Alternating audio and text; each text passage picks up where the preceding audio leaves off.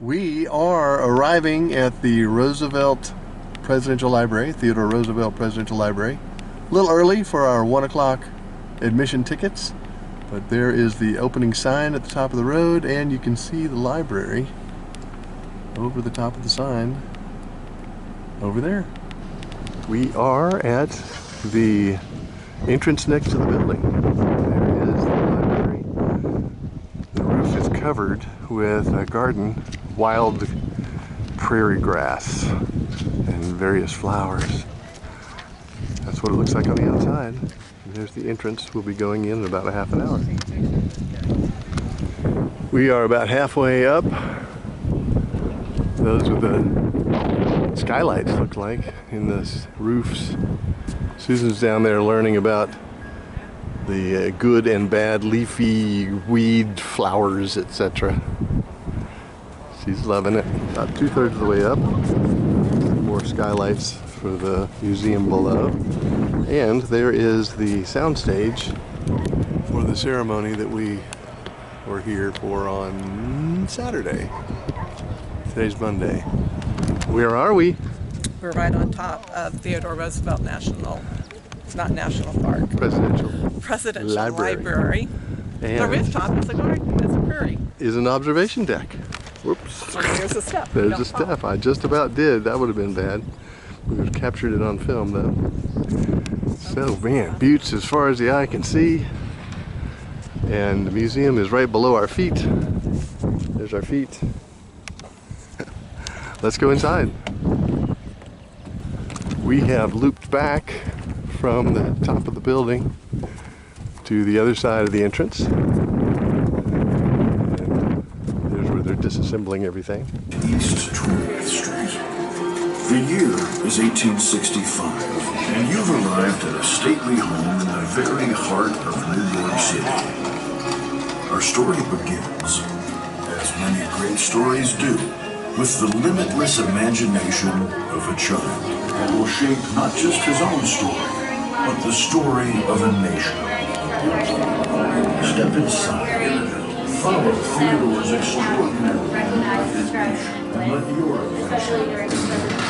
But as the Civil War rages, the family faces division. Getting support from brothers who fight for the Confederacy, while Thief fervently backs Lincoln and the Union cause. Here are portraits of his mother and father and the 4 children. TV here at age 8. Elliot Roosevelt, who was Eleanor Roosevelt's dad, was his younger brother.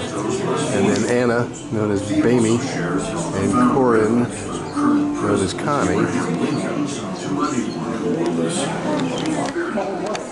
We heard the guide tell a story of him capturing a seal, measuring it, cutting it apart, even saving the skull. There's a replica of the skull. These other signs point out how they were homeschooled. Here's a letter he wrote to his father in 1868 when he was 9 years old. Wanting him to bring home some mice because he was building a museum even then. Kind of ironic. We have a letter about him creating a museum while I'm walking through his museum over 100 years later. This was talking about his desire to create a museum of natural history, collecting animals that he could put on display. Okay, this is a display of the Natural History Museum. Tap your little band. And a mouse, and then he jumps into the picture and scampers away. There he is on the boat. He's thinking. And he jumps. There he goes into the picture. He scampers into the right grass. Here comes the fox. And the fox goes. Maybe I don't have a fox. I think my Apple Watch gets it right. There goes the fox. Okay, He's he probably crawls coming out. out of here. And there he is. Crawls out. What fun. Like, oh, what happened to the mouse? What happened to the mouse? I'm looking for the mouse. Where's the mouse? Boom. Oh, not anymore. That's not child friendly. He ate the mouse? I did. She spit the mouse out. And Oh, the fox ate the mouse. That's my fault. I released the fox. Real life. That's my fault. All right, here we're going to do the owl Here, at least the mouse is there. There you go. Get some There goes the owl, flying into the picture. Yeah, Where's the owl? He comes in up there. Do the mouse. We'll see what happens. Oh, there's the owl. Where's the owl? Down by the... Oh, and then he flies out the edge. Flies out. Okay. Maybe he just did. And then we have the snake. He lights up. Here comes the snake. And he crawls out. And where's he going? Oh, he's going to get the mouse. Is he going to get the mouse? Oh. Evil. Oh, there he goes. There goes the snake. You going for the mouse? Where's the mouse? Somebody let the mouse out. Where's the mouse? Feed the snake. There you go. Thank you. No, let's see if he gets one. He's ready. He's pouncing. Going. You evil. Oh, he's going to take it. He's going to take it. No, he went that way. The mouse did? Oh, the mouse ran the other way. You go, little mouse. Like he knew the snake was there. This is so well done. He's still on the hunt. Oh, there's the mouse again. Okay, the chipmunk is on the floor. You let him out? I did. But Okay, he's going under the cabinet and into the picture. Off he goes to the left. Ooh, owl's chasing him. Fox, and there's a bear. Copia. Okay, we have released the chipmunk again. Off he goes. On the floor. Headed to the picture. It's like he senses people are in the way. Oh, the fox got the chipmunk. Off he goes. Here's a photo of TR and Elliot. They're the two seated with their cousin, they think, perhaps, William Emlyn Roosevelt, taken at Oyster Bay in 1877. 1876. This room looks like it has, you just weave in and out of every phase of his life, starting with young adulthood, 76 to 84, when he was 18 to 26 years old, including his degree. These are photographs and the certificate of marriage from his marriage to Alice Hathaway Lee. They met on October 18th, 1878. Got married in 1880. There's a couple of photographs of TR in snowshoes doing some hunting in northern Maine in 1879. Shortly after getting married, he went into New York politics, elected as a state assemblyman representing Manhattan's 21st district. There's 3D pictures of some of the buildings in downtown New York. Those are fun. He is about a third of the way over here in this photograph of the state assemblyman. That's his dad and his mom. These displays are about his early days in politics. In the 1884 election, he felt like he had two bad choices to choose from, and he wrote about it in his diary right here. But he ended up supporting the guy that won the nomination to show his party loyalty. I think this is the election Grover Cleveland won, because I don't recognize George F. Edmunds or James G. Blaine. Blaine was eventually the candidate for president, but obviously lost because nobody knows his name. Another picture of Puck magazine showing a young TR clipping the claws of a Tammany Hall tiger, attempting to remove the board of aldermen's, stripping him of his powers, with the political battles already going on in the 1880s. So this section is from 1886 to 1898. He was a very complex part of his life. 28 to 40 years old, loses his mother, loses his daughter, several trips to Medora, winds up going out there more permanently. And here's some photographs of him during that time. And he's came back and ran for mayor of New York, but lost. And in 1897, he becomes the Assistant Secretary of the U.S. Navy. These are photographs of his second wife, Edith, and their children. Here's TR, third from the left, at a meeting in New York City's Board of Police Commissioners. This is his desk as police commissioner. Hard hat.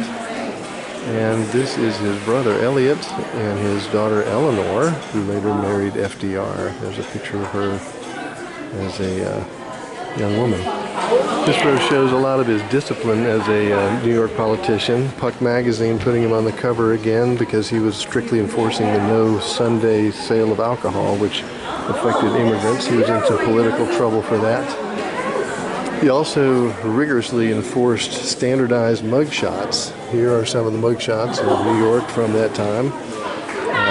He was a big believer in using discipline technology to fight corruption and inefficiency in the government. And this is him with John H. Vincent, the leader of the Sunday school movement in Chautauqua, New York from 1905. And another political cartoon here. And another one here. Here's some footage from 1898 when TR was Assistant Secretary of the Navy, walking outside the West Portico, and you can see the White House in the background. There's a photograph of him as Assistant Secretary of the Navy. He aggressively recommended building numerous additional ships. There's a model of one in the background there. There's a model of one here. There's letters of him advocating this in 1898 as he ran into two men that really influenced his life, Captain Leonard Wood and Commodore George Dewey, and that led to him resigning from that position so he could go lead a crew because of the Cuban crisis.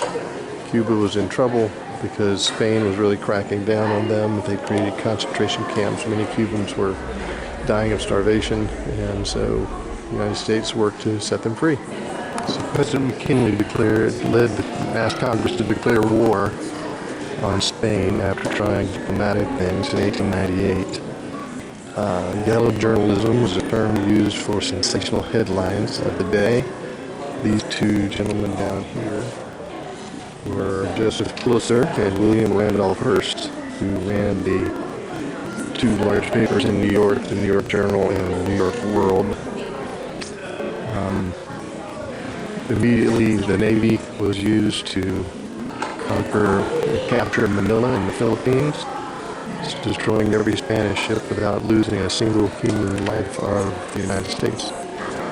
And then there was a call for volunteers,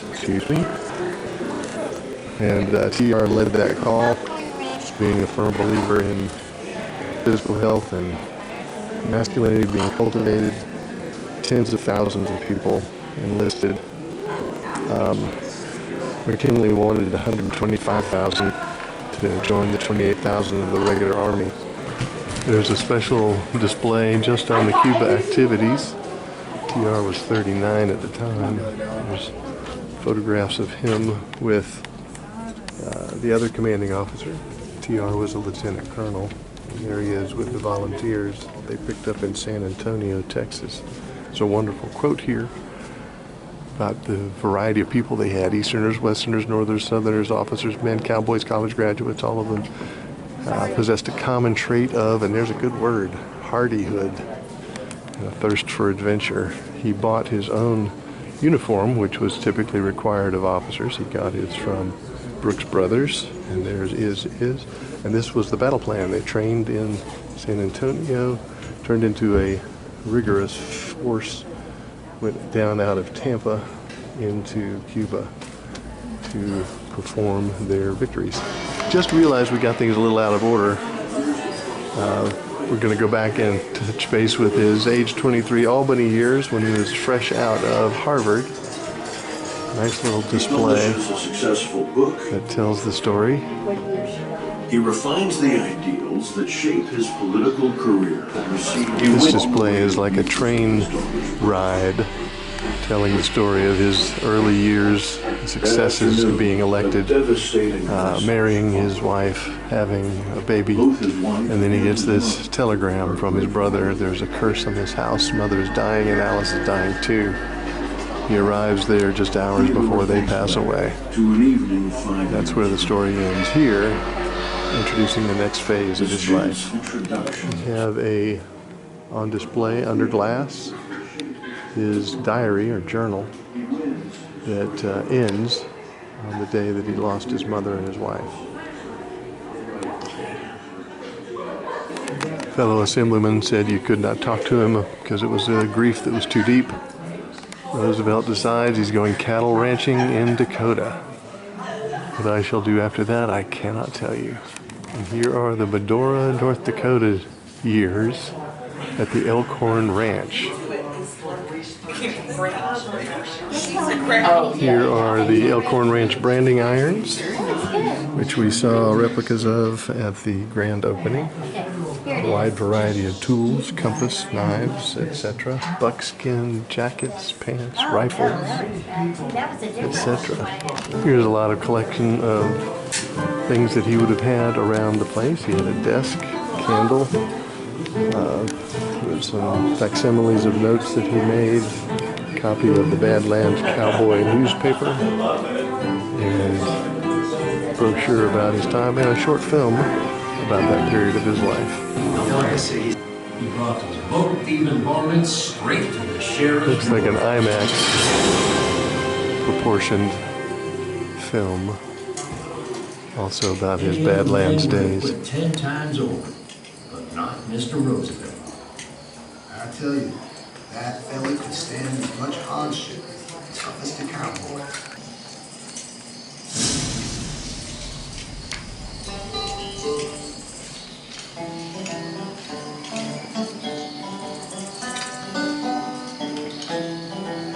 These three cowhands tell about a half a dozen stories in this film of fist fights and stampedes and rough weather, and how surprising it was that Roosevelt, with soft hands, was able to keep up with them and even surpass a lot of them. Room full of ranch activities.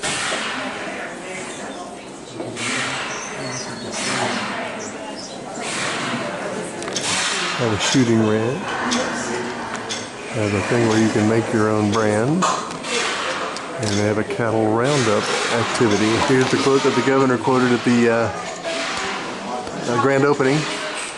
I like big things, big prairies, big forests, big mountains, big wheat fields, big railroads and herds and cattle. It is more important that we should show ourselves honest and truthful. 1886, spoken in Dickinson, North Dakota, on July 4th.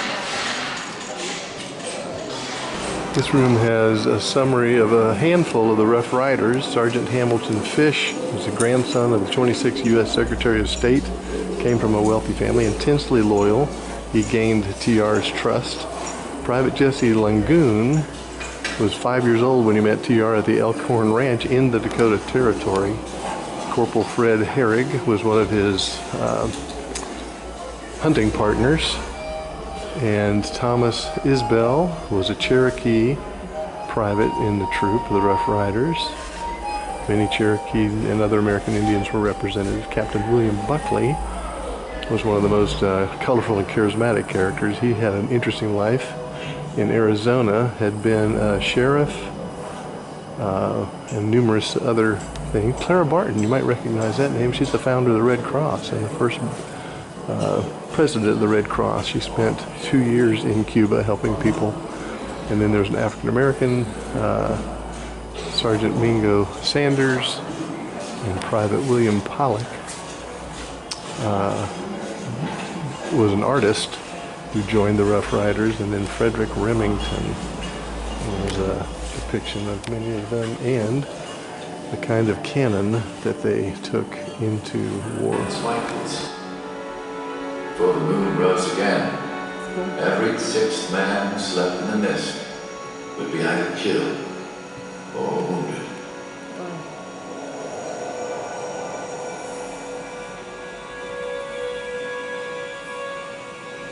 The heat was intense as we passed through. It was 6 o'clock that the first cannon came booming to us across the miles of still jungle. Conspicuous figure in the charge. Seeing him mounted high on horseback and charging the rank of its head gallop, and quite below makes you feel that you would like to cheer. The videos of the battle down on the floor is a position of each of the soldiers. Bullets were coming all around us in mud. Until now. Roosevelt was furious.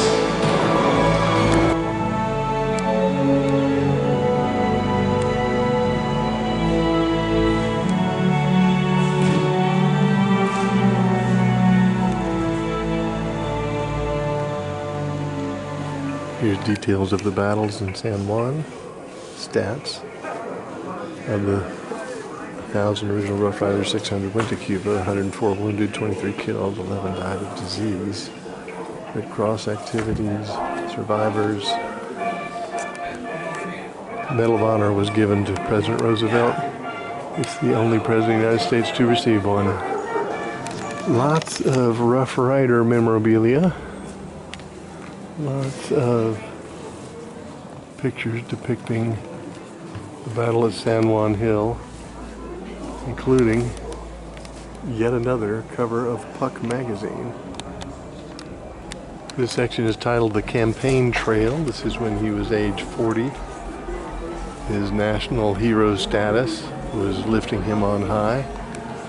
And boy, there's a lot of campaign stuff for his governor of New York stint, 1898 to 1900.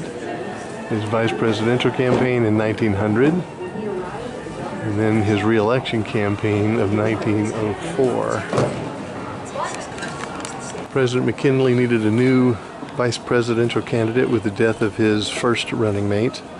Senator Platt and Roosevelt were kind of the top two contenders. The political cartoon showing the two of them pretending to get along while both holding daggers behind their backs. How did you do this campaign poster? You get to choose your 3 words that you want. You get to choose your background. You get to choose your 3 words. What's important. Makes my little campaign. There you go. I'll vote for Susan. You want to do one? What did you just do? I just made a campaign poster focusing on encouraging people to do service and, of course, for justice for the wrongdoers and creating the opportunity for prosperity for all. I would vote for you as well. Only after I was in office. Susan is setting up for a video of her campaign. Here is George on the campaign trail.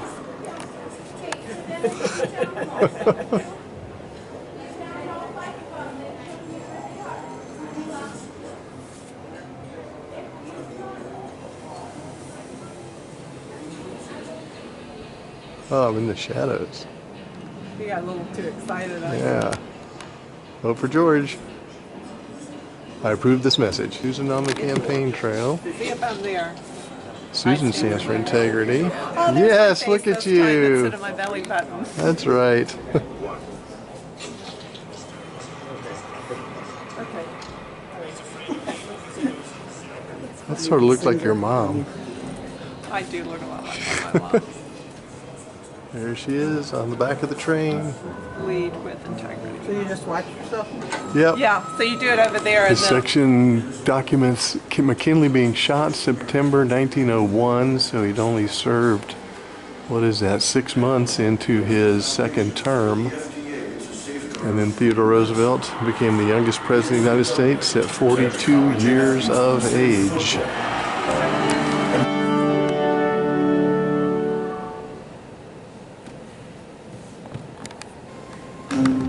1901. At the age of 42, Theodore Roosevelt has just become the youngest president in American history. Now look, that damn cowboy is president of the United States. There's a radical in the White House. He can't entrust anything Possible to control. Roosevelt promises to party bosses he'll take it slow. It's the only promise he won't keep. At the dawn of a new century, America booms with industry. But even as vast fortunes are built, millions of workers struggle in poverty. Roosevelt sees inequality tearing the country apart. I'm afraid of Mr. Roosevelt because I don't know what he'll do. JP J.P. Morgan. He's afraid of me because he knows exactly what I'll do. Look at that young 42-year-old face who became president. Energy, passion, technology, outside the box thinking, creativity, created lots of loyal followers and many enemies. As you can see in some of these videos, or rather political cartoons. 1902, reviewing the troops with First Lady at the Charleston Exposition. This video there.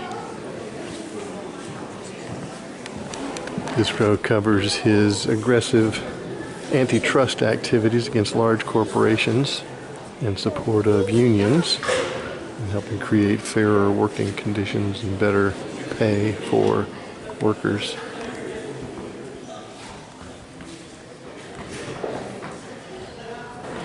This row covers TR's racial equality stances, which were complicated and often contradictory. He was very supportive of putting people in the right place based on their qualifications, but he stopped short of putting in larger measures to correct the things in the past. He didn't support the anti-lynching federal law, for example. And he pushed for the Pure Food and Drug Act. This Collier's magazine is talking about the meat packing industry and how unsafe it is. Same here for the muckrake cover there, sausage making. And then last, he saved college football in 1905, had a very rough year. 19 players died, 100 were seriously injured, so he fought for changing the rules and creating the NCAA to protect athletes. Additional rule changes in football and the NCAA, what do you think? This section is about his conservation legacy. He built on the Antiquities Act of 1906, which empowered U.S. presidents to declare landmarks and federal lands and national monuments. He expanded that to create national parks, avoiding all the lengthy delays that happens by waiting on Congress to make these decisions and pass them. This row talks about managing energy and national resources. He was the first to gather a whole bunch of scientists and experts to try to maximize our strategy for energy independence. Created the National Conservation Commission, which led to improvements. There's 3D pictures here. There's actually Susan's favorite place in the Grand Canyon, Turaweep Canyon, looking down on the Colorado River. He also authorized dams to be built. This one in Arizona makes the city of Phoenix possible because otherwise it would be no water. And here's some Yosemite Valley pictures. There's a couple 3D pictures there as well.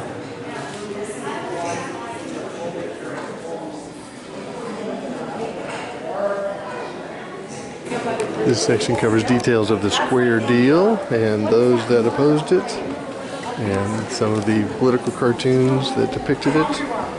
And he innovated punch cards for the first time in the census in 1910, and he coined the phrase bully pulpit to do things just because of the power of influence of his voice as President of the United States, including this McClure's magazine, which documents how he found fraud in the postal system. This section covers his work in advocating for the Panama Canal.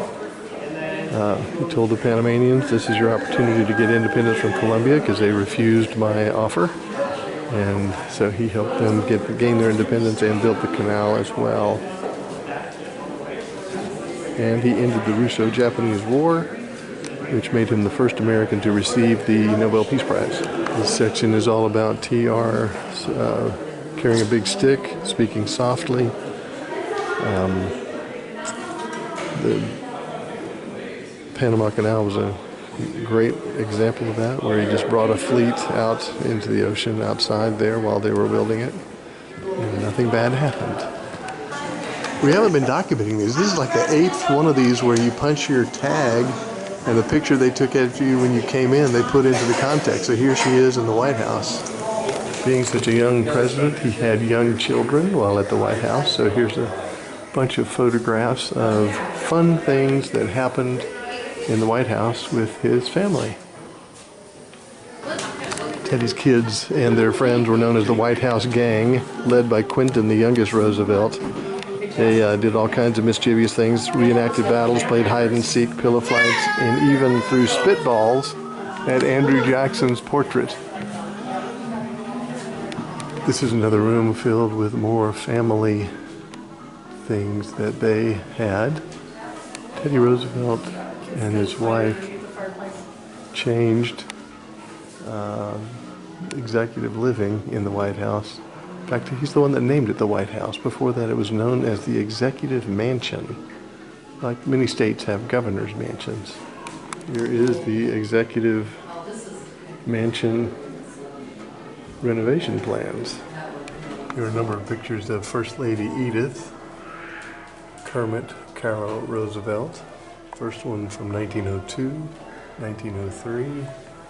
This one also from 1903, and this one from 1917. And here at the end of his presidency, he decides not to run for re-election. Edith knew he would regret that, but he shows strong support for William Taft, which he does later regret. And here, of course, is more Puck magazine covers. After his presidency, age 50, he spends some time in Africa and helps form the National Fish and Wildlife Foundation. They actually sponsored this presentation of his African safaris and whatnot. Typical stuff that he would have.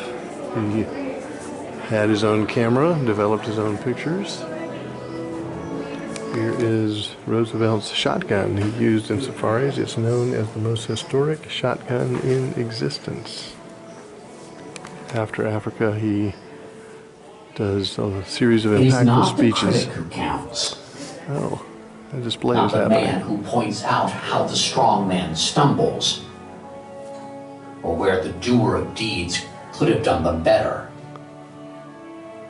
The credit belongs to the man who is actually in the arena, whose face is marred by dust and sweat and blood.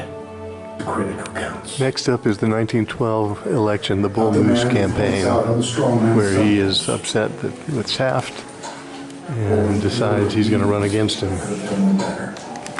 This display covers the day that he was shot while running for the 1912 election. There's the gun captured. There's the bloody shirt.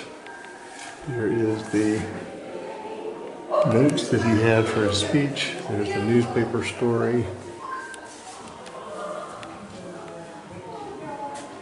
And a quote. Here's some footage of him on the campaign trail in 1912.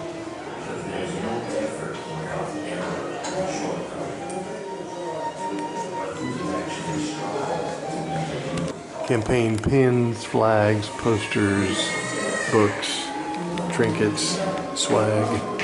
This section covers 1912 to 1919. He's aged 53 to 60.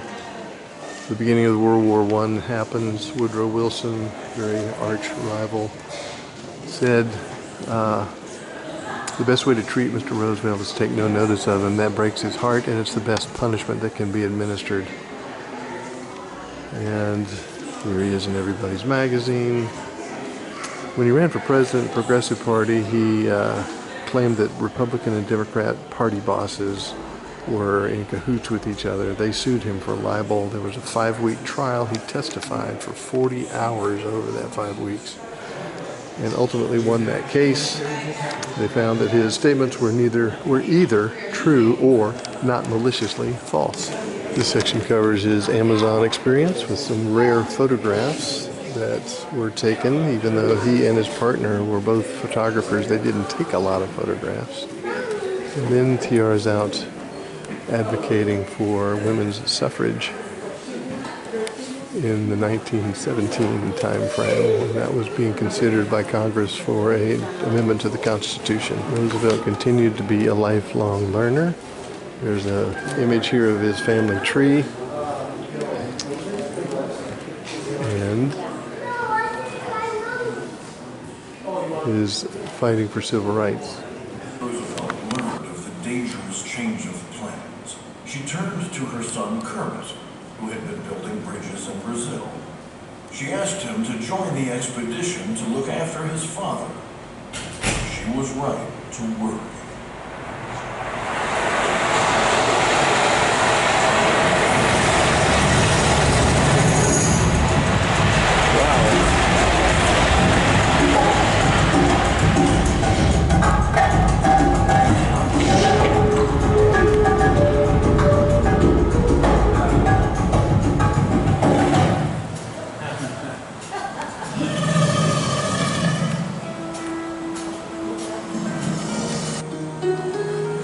Drawing on his engineering knowledge, Kermit devised a desperate solution.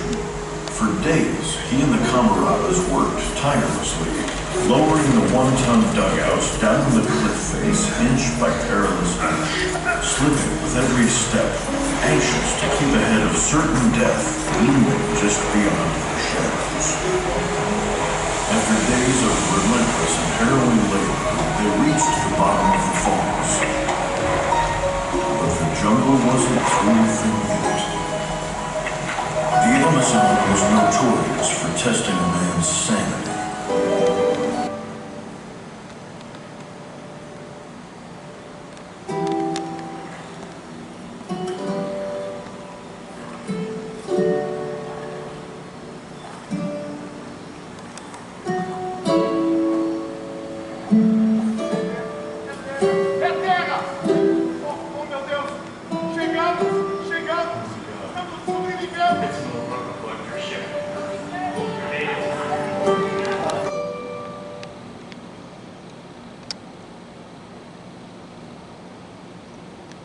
This last section is the end of his life, and it is a challenge for visitors to fill out a note card. Either live passionately, dare greatly, care deeply, or think boldly of things that you are going to do differently as a result of what you've seen here today. And there is the totality of the main hall, which has all these year-by-year displays with more detailed displays on either side that we've been through. There is a large window at the back of the museum, right by those note cards that I just videoed, looking out at the buttes of the Theodore Roosevelt National Park in North Dakota. During his youth, TR spent a lot of time at Oyster Bay, Long Island. He had Sagamore Hill, his house, built in 1885 and lived there until 1919. He retreated there to spend time with family and be alone.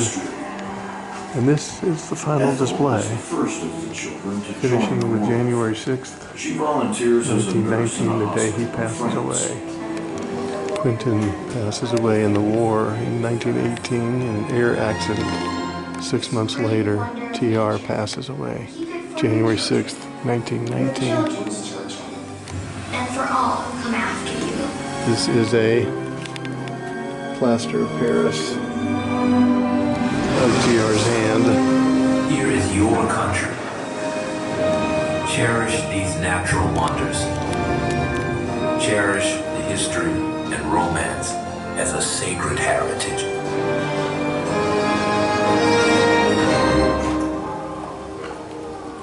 You have had a great past. I believe you will have a great future. I wish you well with all my heart.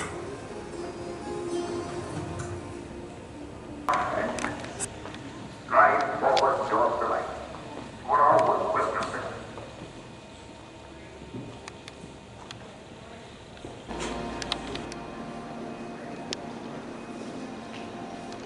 Personalized message to each and every visitor.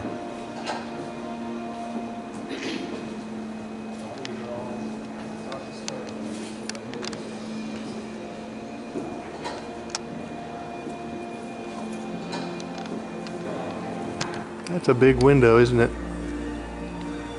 Looking out across the buttes, North Dakota.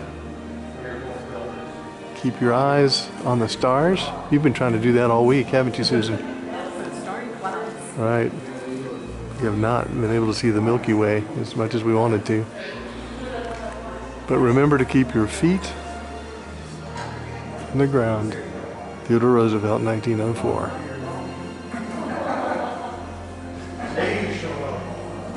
Well done. We are closing out the day by walking around the loop path around, yes I did, loop path around the museum grounds, the library grounds.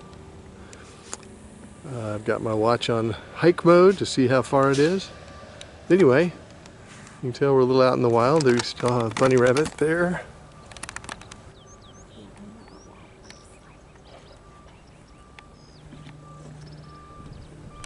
And here is a view from of the library from some distance out on this nature trail that we're on. There's still people disassembling the stage from Saturday, and of course people walking around on top of the building in the garden, while Susan and I continue on this path. It had a little fork in the road. She's on a little higher elevation part than I am, but they join back together right here. It has been a grand day going to the Theodore Roosevelt Presidential Library. We are driving down to South Dakota. We're here on West 168, looking at a beautiful sunset. As usual, the video doesn't capture as much vibrant color as we see with our naked eye. I just wanted to tell you it's been a good day. Highly recommend Theodore Roosevelt's